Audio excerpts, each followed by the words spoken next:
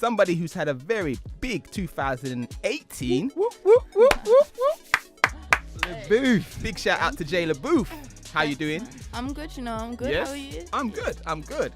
And it's like, I've known you for a minute still, haven't I?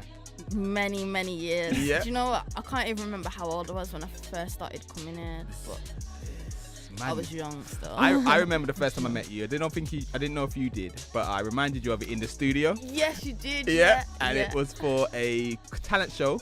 And it was basically, I was doing some filming because I at first wanted to be a cameraman, so I wanted to be a cameraman, and I was doing some videoing and I was interviewing the artists for this talent show. Yeah. And Jayla Booth, I don't remember how old you were, probably about 14, 15 or something like that. Literally, probably even younger. Could have been like 13. Yeah. You know, like, and another person I interviewed was Sophie Lou. Yeah. And she was young as well. But yeah, man. So I interviewed you and you did a little freestyle or something. And I was like, oh, this girl's got something. You get me? And it's just been like from then. But then I went into work. I started doing the office stuff. So I didn't pick up the camera again until later. And then I think I was dealing with flush days. And then I probably started seeing a few videos of you doing your music then. And I started seeing more and more from you. And then obviously we got involved with Beatsabar, and then that's when I started seeing a lot more of you. Yeah. And then you started doing filming and stuff for some of the artists that I was working with. Yeah.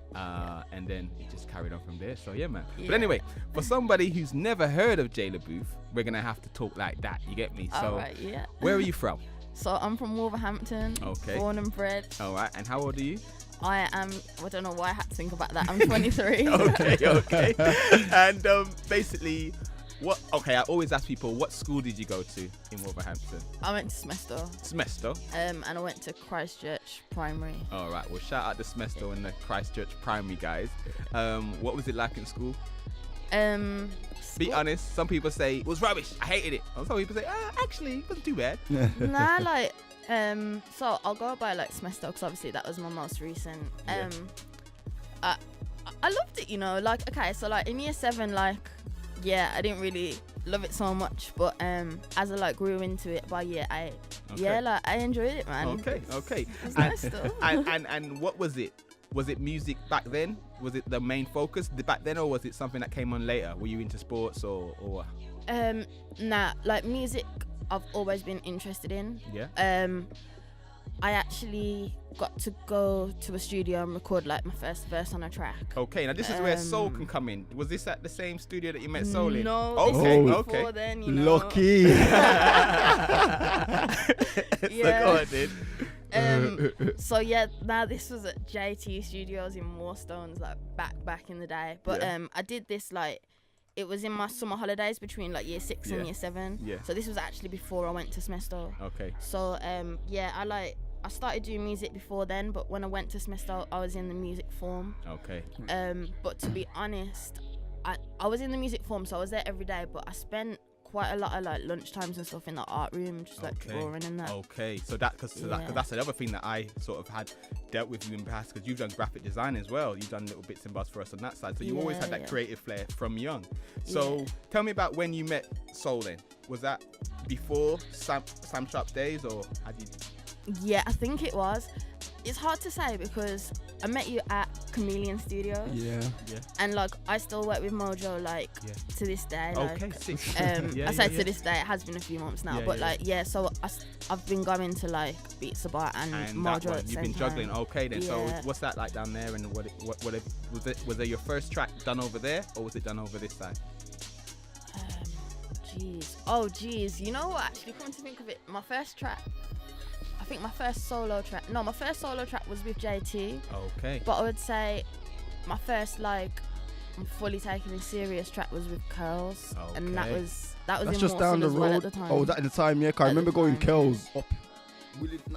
It's just down the road, yeah, like Eastfield. It's a big key gate or something, I remember going there like 10 years ago. Yeah. And everyone's got their name. On the beauty store. I've never been there, I've never been there. For I'm loyal. I don't go to the other side.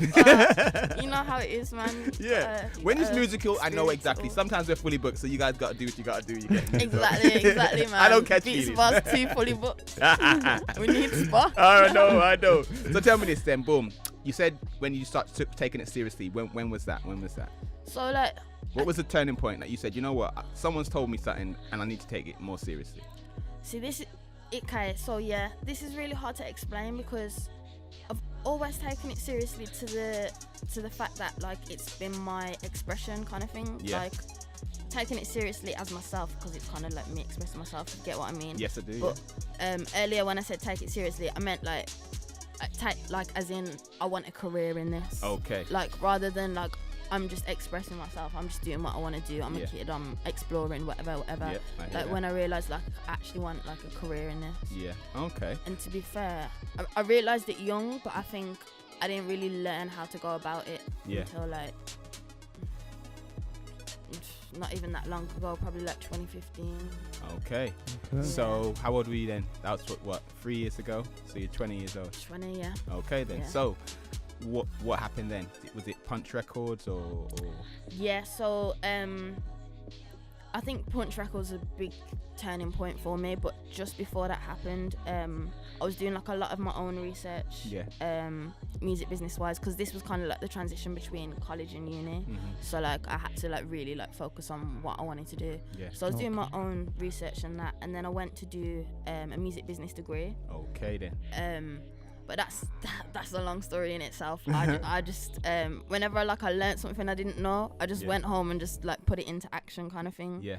So I ended up not finishing the degree in it. I remember this. You came into the studio and you were like, John, I think I'm not going to finish this course, you know. And I was like, look, well, I didn't finish my university course, so I'm probably not the best person to say stay. Yeah. But I said, what have you got from it?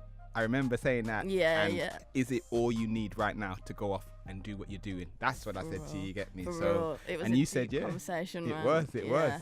And then you started doing Empire Plus. Let's talk about that as well. Yeah. Time we're gonna have to keep it going. So go on. Yeah. So with uni, like I moved to Brum. Yeah. And Empire Plus was kind of like I was making my own videos anyway, and I decided to make videos for other artists to kind of like support my studio time and stuff. Yes.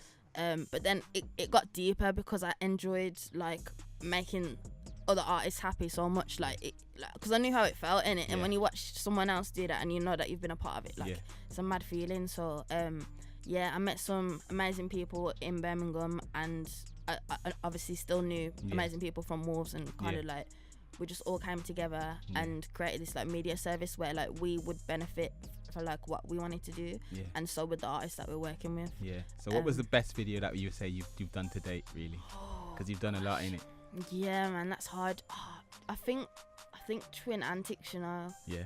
I can't remember the name of the tune though. I can remember like the scenes. If you type it in, we'll find it. Yeah. TA. Twin Antics still come to the studio with Mitch. Yeah. Oh, that's good to hear, man. Good to hear. They're in and out of they're in and out of Her Majesty's, but they're always still about. You get me? As long as they're still working, being still creative. They're still working. But yeah, man. So obviously, you got the creative side with the visuals and that. You did some really big views that are doing some good numbers on YouTube. So definitely go and check out Empire Plus visuals. Now I want to talk about what happened more like this year and on the run up to next year. You've obviously been taking it a lot more seriously. Tell me about Charlie Sloth. How did that come about? Yep. Tell us. Charlie Sloth was a mad thing, you know. I feel like I got to tell you from the start. No problem. But okay, so the first thing was like BBC WM like support my music a lot through BBC Introducing. Yeah. And when Feel It In My Soul, I'd never heard of this before, but when Feel It In My Soul was played on the radio, they put like a Charlie Sloth like tagline on the end. Okay. Just basically saying like, if you're making music like this, upload to the Introducing uploader, and you never know, you could be on my show. Imagine that. And like I basically like cut that as part of my radio rip. And like promoted it and that. And you know what? I just sat there and thought, my man's saying imagine that. Yo, I'm gonna imagine that, and I literally did. And then I'm driving home from work. Late or something. No, I was here. I was at the studio. Okay. I left late. I can't remember why. But I left late, and so I'm on the way back, and Charlie's basically saying, send me anything, I'll review it now. Like, just send me anything, text it in, and I'll review it right now. Right. And I thought, this is my chance. I literally pulled over at a bus stop, and just like I just sent it in. And then like literally I carry on driving home, and before I get home, like he starts playing it. Wow. No way. See, Yeah, things like that I love. This is it. It's just it's like, yeah. It's That's amazing, like, man. It's like you got to be ready. Prepared. That's the thing in life, because you just never know. Some people are waiting for things to happen, but sometimes I think, no, you've got to do it yourself, and then just make sure you're always ready for that call, for that thing, so then you can just give it to them straight away, just like you did. And it's like, nah, man, that is a good lesson to all the listeners out there who was still trying to build, and it's just about being ready. And taking that leap of faith as well. So you pulled over and you sent it. Some people be like, "Oh no, you'll never play it for me." You get me? But like they always say, if you're not in it, you don't win it. If you don't ask, you won't know. Exactly. So it's just, yeah. This is it. So boom. So Charlie Sloth has played it. Yes. Obviously, you promoted that, and everybody heard it. What else happened after that? Jeez, do you know what? Honestly, so much has happened. Like, I know. You've done a lot of shows. I know you've done a lot of shows with Punch Records, working where you work as well. Yeah. A lot of opportunities have happened. What was it like playing in that what event was it where I saw you playing? Because you were part of Music Potential that you got to perform at with T Kid and all those kind of guys. Yes. Coco. I think it was Coco So still. T Kid performed at Coco. But yeah, I got to perform in like the Birmingham show, and then there was another show in London that we did at Rich Mix. Yeah. And I got to perform there as well. That was mad, you know, like Go on. literally, so this was in 2016, and this was kind of like the first time I'd actually had like a big experience outside of Wolverhampton, if you get what I mean. Yeah. And like I just remember the London night, like it was I just remember being on the couch like, nah, like what just happened, like I don't even know if it was real or not. I just felt like it was a dream, like I just got like so confident with performing as well, to the point where like I was fully just in an element when I was on stage, to the point where like it's not till I watch it back and I'm like, rah, that's what it looked like. At the time I was just literally just like expressing how I felt, but through everything. Yeah. See, so all right then. Well, boom. Mad stuff. We've got 2 more minutes. Tell me this: if somebody wanted to know your sound, how would you describe it? Okay, so this is exactly how I describe it. It's atmospheric R&B with a trappy hip hop feel. Wow, Mazza. That's how I say it. Now you've done a lot of work with Screamer. Yes, I have. How did that come about, or? In fact, that came about through Music Potential. So Okay. Screamer was a tutor on the music production course. Yeah. And like I spoke to him and showed him my music and stuff. Yeah. And then he was like, yeah, I want to work with you. So we worked together. We did an EP at first, Angels Take Flight. Yes, I remember that one. Yeah, that was mad. And then literally we've just continued working since then. Like to this day, we're still working. That's so, good. See, so yeah, because one of my first songs that I ever played from you was Paranoid. Paranoid. Oh yeah, Think I'm paranoid. And I was like, yeah, I can relate to that. Then people call me paranoid sometimes. And then you did another one. Oh, I can't remember the other ones. What it was called. But now, man, you got tune. You got tune. And it's like we've been supporting you. We've been doing this show for about nearly 4 years, and you from the start we've been playing your music because it's all about promoting the talent coming from the Midlands, and you're definitely one of them. Definitely, and obviously, like I said, since I've met you, it's always music I've known you to be on anyway. Yeah. So the fact that, I'm here sitting next to you now. Yeah. And we're discussing each other's journey. It's like, all right then. So real quick, because we got time flying by. Tell us, if somebody wanted to find out your music, where would they be able to find out about you? So you can head to my Instagram, my YouTube, Apple Music, Spotify, and just type in JAY space L apostrophe BOO Bing bang. TH. That's right. J LaBouve. All right. Now, what's happening for 2019? What have you got coming out? Obviously, we got Dank that we're going to be playing very imminently.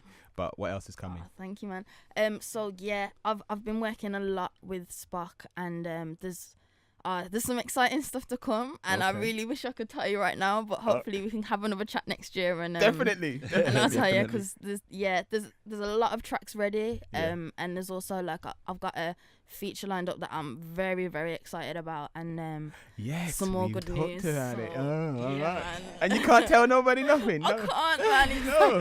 It's it's peak. I wish I could. Yeah. Maybe like if we had this interview next week, I can tell you. Okay. Yeah, Okay. All right then. Well, boom. Thank you very much for coming down. And we're definitely going to keep in touch and see what I go on. Obviously, we'll see you around Beatsabar because you're always there. It's like you live there with Spock, really. Yeah, man. Doing them late ones. But yeah, man. All right, we're going to play Dank. Tell us a bit about Dank. How did that come about? Dank was a madness. So Spock was going through some like loops he'd just been like playing around with. Yeah. And I heard this. I made a voice note on my phone, like humming melodies and stuff. Yeah. Went back, had a moment that made me write about it. I'm sure you can imagine what the moment was. You'll hear it. If you ain't heard Dank, you're gonna know in a minute. It was mad. So I'm there listening to my voice note of the beat, and at the end of the beat, Spock just randomly says Dank. Yeah. And yeah, that's how it came about. No Still. way. All right then. That's Cool. big. All right then. Well, boom. Thank you very much for coming down. We're gonna play Thank Dank right now, and definitely keep in touch. Keep the music coming. Keep sending it in to us, and we'll be playing it. But anything to say, Soli? Jayla Booth, keep going, man. Yeah. Thank Keep you, going, man. man. Thank All you. right. We'll collab. all right. We'll collab soon. That's it. All right then. But anyway, here it comes. Here it comes.